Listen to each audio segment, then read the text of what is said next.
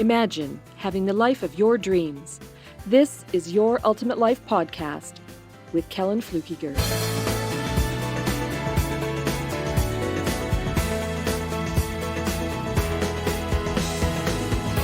Hello and welcome to this episode of Your Ultimate Life, the podcast completely dedicated to helping you create a life of purpose, prosperity, and joy by serving, using, loving, leaning into your gifts, talents, skills, and divine calling sometimes. So today I'm delighted to have a guest, Kim Groshek.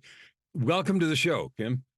Well, thanks for having me. It's a beautiful day today in the neighborhood. I love the sun coming through your windows, and it's going to be a great day. Great talk. I'm so glad that you offered your stage to me today. You're absolutely welcome. So The first thing that I, not always, but often ask people is, and I don't give a big introduction, but I will as we go along. Kim's very impressive. We'll just start with that. But the first thing I want you to tell us how Kim chooses to add good to the world. Wow. Well, how I choose to add good to the world is actually being just leading from my heart. So what I do is I actually serve. I'm actually in service rather than any other thing. And actually, when I find myself pushing, I find myself actually not inside of coming from my heart. So I believe that I resonate more powerfully when I'm grounded and I'm actually just like, it's almost like I have nothing inside of me in a way. Like I kind of let everything empty, kind of like we were talking about earlier about our calendars, right? I let everything empty and then I start from a blank page, if you want to call it that. And then I just lead my discussion and my stories from my heart. So when you do that, so I get it, empty things and be empty, a conduit for spirit, a conduit for intuition, and then act on that intuition. What does that look like? So obviously you don't stand on a street corner with a sandwich board and glow. Intuition. So you do some other activities that that are part of your leadership. You use the word lead by intuition and from your heart. So dimensionalize that a little bit for me. Tell me what that looks like. Well, obviously, you know that I'm the pause lady, but typically everything that I do, I actually take a pause. Like for instance, I actually do mindful practices every day. I think you and I do that as a regular practice. I talk to a lot of people, they do that, some kind of mindful practices. But anytime I do anything, like if I go on the stage, there is a routine that I follow. First of all, it's like I kind of just get I clear my space, being I don't go and have conversations with everyone before I'm on stage. Then I also do yoga for an hour before. I have a very more yin healing yoga that I do. It's very breath work. And then I kind of take and there's meditation in that, but I actually take 5 minutes before I actually go on stage. And that's just one example of doing something, right? I meditate, I close my eyes and I just kind of get grounded, take like 3 or 4 deep breaths, and then I take a pause again, and then I walk out on stage. So that's an example of something that I actually get present in and how I do it. I mean, there's all different things, right? In my day, I carve out time every morning. Like I'd mentioned where I have a set time. It's 7:30 in the morning. My husband knows this. We only have one car where we are right now. And he always has everything ready by 7:30 so that I can hop in the Jeep. We can take a 30-minute drive and I can just be there. We can talk or not. It's almost like meditative when we do talk because it's not a forced thing. And then there's no pressure. Everything is like off my plate. There's no thoughts around work. There's no thoughts around, oh, I have to get anything done, because I know that the next step is going in the warm, heated pool outdoors. And I go swimming for an hour. And that is another meditation for me. And I really try to stay more in my the moment. Like I think of the thoughts that come up, right? I swim and I meditate. Thoughts come up, they go away. Sometimes I think about it, sometimes not. And I always come out of the pool refreshed. And many people ask, how can you swim for an hour like that? And it's more, I don't even know it's an hour because I'm in the moment each time. It's just like running, right? And then I take some time in the Jeep on the way back for 30 minutes. So again, that is my start of every single day, unless there's times when, there's days when it's not always the same, but the majority of the time I carve out that time. And then I'm ready to hit the ground running during that really powerful focus time, Mhm. a window. What is you said you referred yourself as the pause lady, and I know that, but the listeners aren't going to know what that is. You've Mhm. given us some preview by emphasizing the number of spaces and the amount of space. When Mhm. you teach people, help them pause, get Mhm. grounded, you've used that kind of language. Yep. What does that mean and what does it do? Yeah. So pause is a modality or a container, right? It is a word that helps people just get started. And usually what I do is I just start, there's a lot of people that don't even have time or think they have time in their mind to pause. But what I do is I structure a pause for 15 minutes a day challenge for people, intentional. And I have these structured groups that we meet weekly. They set each person sets an intention on pausing 15 minutes a certain way. And that's where the question comes in. Typically, I'll give a framework, just like any learning. Here is the structured framework. Pause, shut everything off, walk away, sit down, close your eyes, take a deep breath, and then settle and sit for 15 minutes. And then once people practice that, then there's an accountability time where we get together every week and how did it go? And it's okay. There's forgiveness around that if doesn't go right, right? And then we set a new intention. But then once people get the depth of pause and the value in it, and they go, oh my goodness, I got more time. I got reconnected to myself. Oh my goodness, I want to study my ancestry, right? Things start showing up. Or, oh, I want to try this time box more. Maybe I'll focus on my finances and put a little pause in my day and put 15 minutes and start structuring my time box. So pause becomes then more. It's not just the breathing, which is very important, but the pause is the first step in practicing. The pause could be even, which some people did, pausing when you speak. And that's what I'm going to do right now and let you catch up. So I think it's clear. Pause is the intentional creation of space. Mhm. And you have a framework around it, including breathing and stepping away and disconnecting and some things like that. Mhm. And so you've answered both. I said, what is it and what does it do? You've mentioned some things that people remark, the Mhm. clarity or the clearing out Yep. of clutter, clarity about something to do, remembering something that might be important or that they want to do. And you mentioned, finances or ancestry, or it doesn't really matter. Mm-mm. So what is it that, and if there's more to add to that, you can do it. But my question is, what is it that brought you to a place that said, this is important Mhm. for me Yeah. to do and then for me to share? Right.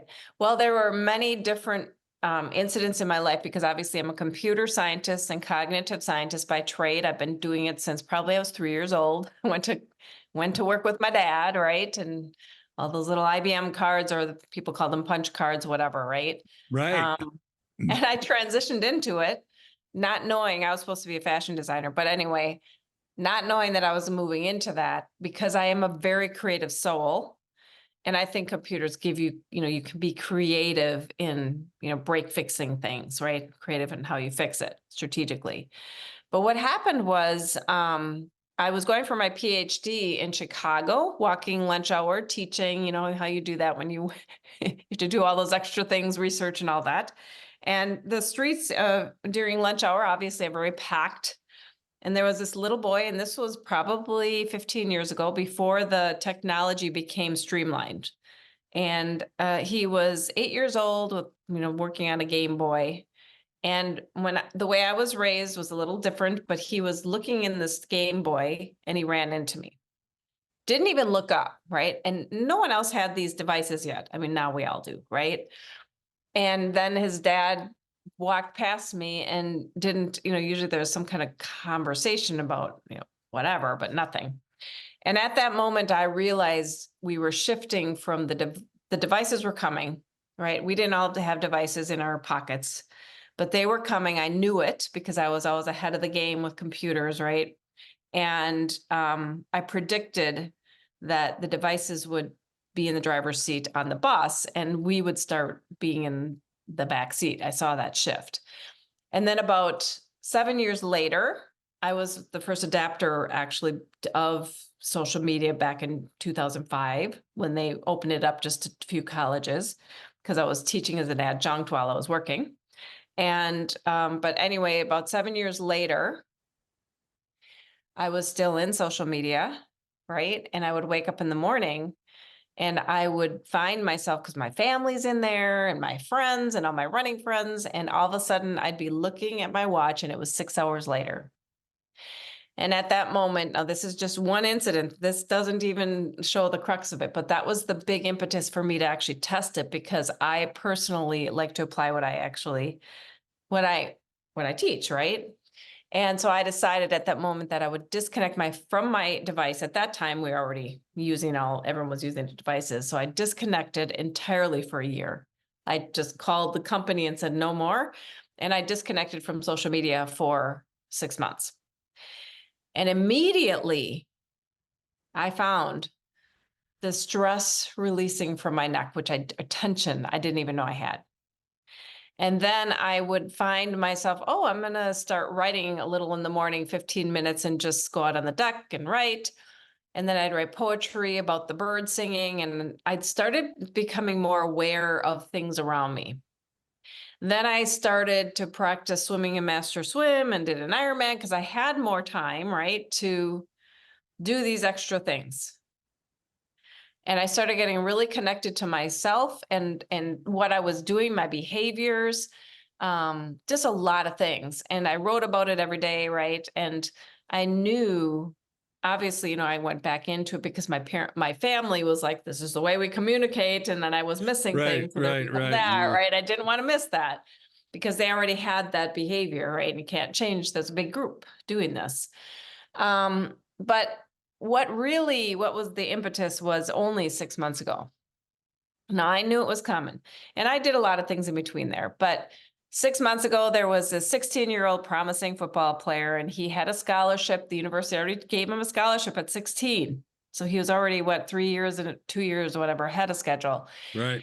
He had met a girl online and fell in love with her. And then he found out it was some scam, some guy that was about 50 years or 60 years old. And the boy did not know what to do, I'm guessing, because he ended up committing suicide. And this is when I said that enough is enough. We need to do something. I need to do something. So at that moment, then I ran a 5-day pause challenge and I had 300 people show up, 42 experts. And really, there's this whole thing around the pause with expertise. It's not just me. I have a lot of really seasoned professionals that deal with anger, no longer, like the anger problems, the mental health solutions, even managing your time. And when you said clearing out, right? Well, that is what I do. I mean, people come to me because their life is like chaos, overwhelming, right? And the first step that, it solves is actually settling, and the overwhelm gets released. And that's where that tension in my neck went away, right? That first time I did it. And so I applied all different kinds of practices. And I did that, like I explained to you, where, there was an intentional every week. People would set intentions of what they would do to pause. Everyone was different. And part of what I teach in the pause and the time box, which are, again, modalities or containers that you use just to get you going, is the time box is very similar to Pareto, but Pareto is a different technique with different timing.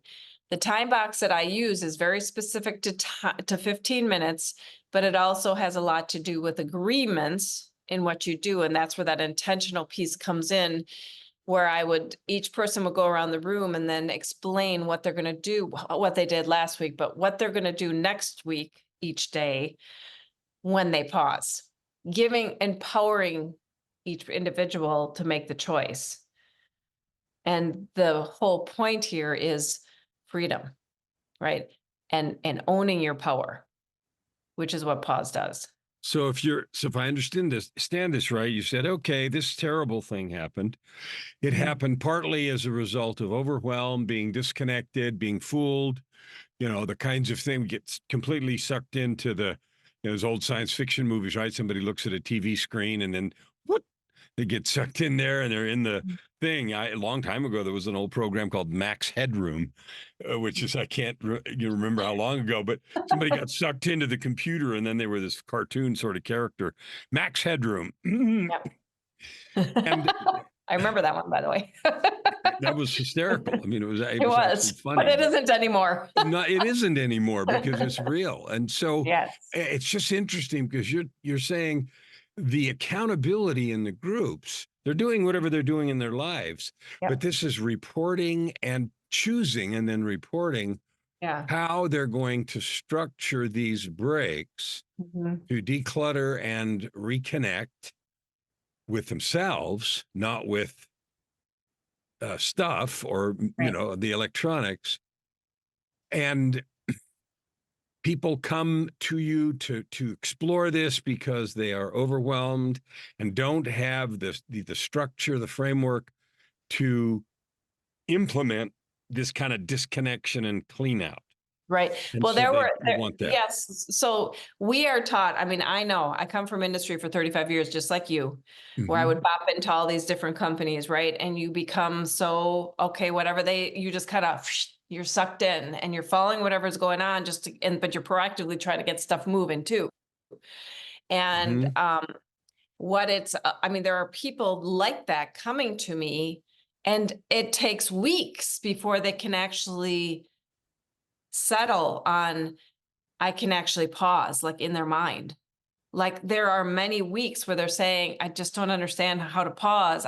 My day is so packed. I barely made the meeting, all these things that happen that they aren't even listening in the meeting when or the gathering we're talking about and trying to connect around, but they're getting it. They're hearing, but it's not, and we're really smart people in there, but it's just that it's, 14-hour work days. And I'm not kidding, right? Because we have to get everything done and then of course take care of the family and whatever else is going on, right?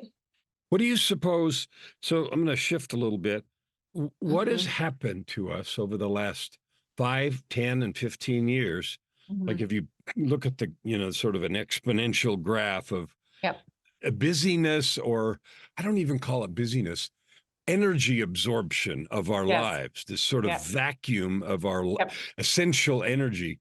What is happening in our world, our society, that we have both created and allowed this insatiable energy vacuum to not only suck us dry, but also make us seem like it's important to let it happen?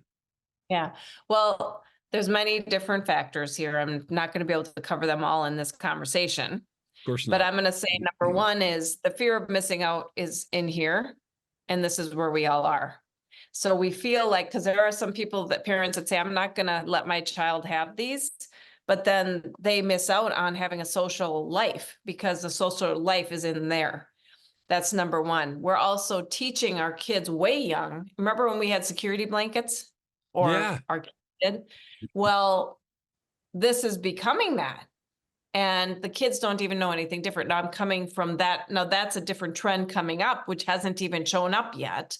But the trend of we have to always on, right? And what the other thing is, the speed of this we follow. So for instance, the other morning I got up and my husband had the TV on and I'm listening to someone talking and I said, that can't be a person. That's got to be a computer. And then I look and sure enough, it's a young girl speaking that fast because we are following what's going on in here, the speed of light, the speed of, whatever, audio, whatever it is, because Yeah. we're trying to keep up. And then there's all these emails and then there's everything else. And then we got to keep on. And then it's like, there is no, that's where the pause gives you time to say, okay, I got to turn off, shut down. I'm going to stop reading my emails at 5 o'clock. There's people that do that now. Or the structure of the workplace is the other place. It's like, it doesn't matter if it's virtual or not. You are going from meeting to meeting to meeting to meeting, and there's no time to, at least 15 minutes in between. If there's some kind of anger or stress or something that's happening in that meeting, you go right from that to another one. And then there's no time to breathe. And we aren't breathing. We aren't even realizing we aren't breathing. We don't breathe. How are we so stupid that we think that we schedule back to back? Mhm. Not always, but in many cases, meetings don't go like you want them to. And there's some leftovers from any meeting, little things you need to write down, or some piece of upsetness, or some very short but immediate kind of follow-up that's a good idea for whatever reason. And so there's all these leftover tails that hang out. Mhm. And since you're scheduled back to back, those don't get done. And you're not even energetically present in the next meeting for the first 15 or 20 minutes anyway, Right. while you either try to remember whatever those leftovers are, or ruefully realize you've forgotten them all, or something, or you try to hurry up and do something and hope nobody's looking at you while the meeting starts. Like, Right. how have we become so stupid that we think that Yeah. is a good idea? Well, I don't know if that's a word stupid, but here's the deal. I raise my daughter the way I'm talking, which is a proactive approach where she actually does shut her stuff off. And I know when I call and she doesn't answer, it's because she's implementing the rule she's proactively doing this. She also designs her meetings the way I talk about. And, even though it is very stressful for her, she's in a high position. However, she does structure it so that she turns off, and she does have it structured that her partner reminds her to be done. Like, cause sometimes she'll get so caught into it. So there is the framework she's putting in place to make it work. I don't think people are taking the time to be proactive. They're just reacting and coming home to the kids now. And now I got to deal with the kids, which is not a bad thing, but it's like, then I'm reacting to the kids stuff. Well, it's the same thing. Right. It's crammed and Right. there's no space to digest. It's like Yeah. eating breakfast and then eating lunch before you've digested your food. Right. And I called it stupid because any of us, if we step back and just look at the structure from a macro context, even for a minute, it becomes obvious that those leftovers never get digested, whether Right. it's food or whether it's an energetic construct or consequence of Yep. whatever just happened. And Yep. it isn't And that's- complicated to realize it's not very intelligent. Yeah. Well, yeah. I mean, that is very true. And the thing is we're getting sicker, right? Because we're not listening to our bodies. And like you said, it doesn't digest, and it really doesn't. Our bodies are actually not, because we aren't allowing it. You do need just that. That's why people do the intermittent fasting, because there is that time around sugar. At least that's some kind of proactive management that you can do on your body, but there's so much more, right? So much more. And so, no, I think that we have pretended, and I don't know. I think if I don't pay attention to that, then I'm being stupid. I mean, I'm not trying to be offensive with the No, word. I know. but I'm just. it's like, for crying out loud.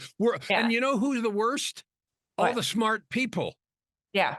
All Yeah. the smart people that are so like overflowing with brilliance are the first ones to succumb to this insanity.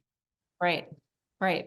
And that's why I am talking to companies to put pause into companies as an onboarding approach. I'm working with schools to put programs in place, plus working one-on-one with individuals and then groups, because and they say, well, who do you work with most? It's everyone.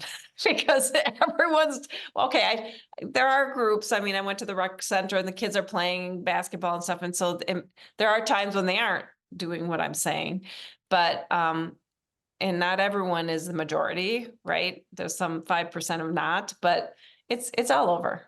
It's everywhere. So Yeah. tell me what the programs look like. Like you talked about a mastermind where there's a weekly meeting Yes. where people simply Mhm. commit. This is what Mhm. I'm going to do this week to pause every day, Monday, Tuesday, Wednesday, Thursday, Friday. I don't know if you include the weekends. Maybe you do. This is my pause commitment. So we have a mastermind where you go around, there's 10 people and everybody commits to their pause activity for the week. I'm Well, making that up. I don't have any yeah, idea that's if not that's what exactly how looks it like. works. It's more agile. We do more of a on-demand solution so people don't have to come together to meet. Yeah. But this is Okay. the funny thing. I'm teaching these people this. Okay, first let's look at our year. Let's block things out. Okay, now let's look at our day. And it's like because no one's doing it. They're just taking whatever, like you were saying, you clear off your calendar, put the important stuff on. They're just taking whatever is coming at them, drinking from from the hose, water hose, right? And they aren't so I teach them time management techniques. And everyone's different. One person's overwhelmed with transitioning from the corporate world to being an entrepreneur, and she's trying to juggle everything. And I just in 3 days, she goes, "Oh my goodness, I feel focused and streamlined." And I'm taking my pauses, you know. I do have to remind her Well, because yeah. you get back to it, but that's an example. Everyone has different situations. One person wants to move from A to B and they're struggling in the circle of unhappy life over here, right? So then I Mhm. help them stop running in a circle and I help them move forward, So through structure. Why do you suppose, maybe it isn't true. So let me ask you, Mhm. do you find that people with any resistance, meaning, e.g., if I do this thing nobody else is doing, I turn Mhm. off, I disconnect, I'm not on tap 24/7. Yep. Uh, do you find people with resistance that feels like Yep. somehow they'll be at a disadvantage because they've taken the Yep. sort of Yep. Birkenstock approach to life instead Yeah. of the I'm here, I'm on, let's do it? Tell me about Yeah, that so usually resistance. usually they aren't ready. Usually they aren't in my mastermind because of that, but they will be right there by me because I take a 7-day with my husband pause where we actually put our technology aside and go on a bike ride for 7 days and all the way up the coast. Mhm. And those people are the first ones that say, "How do you do that?"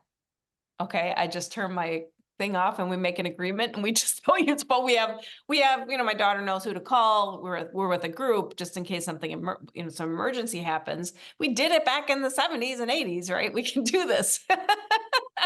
But those people aren't ready. Or the one that said, she'd show up, but she'd never apply the practice and she'd be struggling.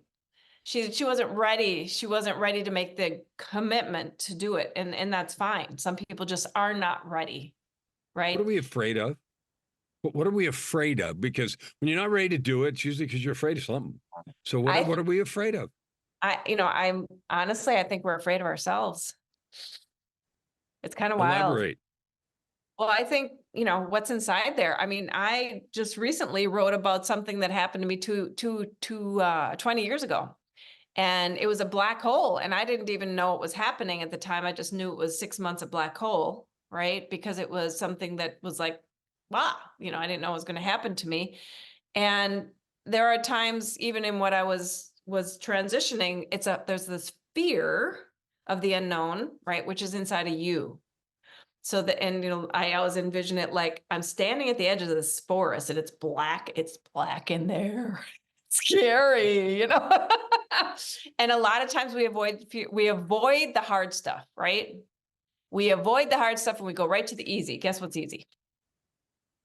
It's easy because it's distracting. It's like a dopamine rush. We get the Yep. pictures and the videos and the TikTok seconds and whatever it is. You know Mhm. something? I've never actually looked at a TikTok video. I'm on TikTok, but I'm not on it. Like I have an account, but I get emails and it's like, okay, I just throw it over. Yeah, I just I don't noticed that. I I didn't I even think think that about would it. just go, I think I would go like crazy because I have enough to deal with. That's Yeah, like, yeah. The only thing I've seen on TikTok is they're advertising TikTok on television now. I oh, they saw the are. other day an ad for TikTok trying to convince me that TikTok was about adding good to the world. And it showed some example of this, that, and the other. And I thought, you must really be in trouble if you're advertising. Anyway, whatever.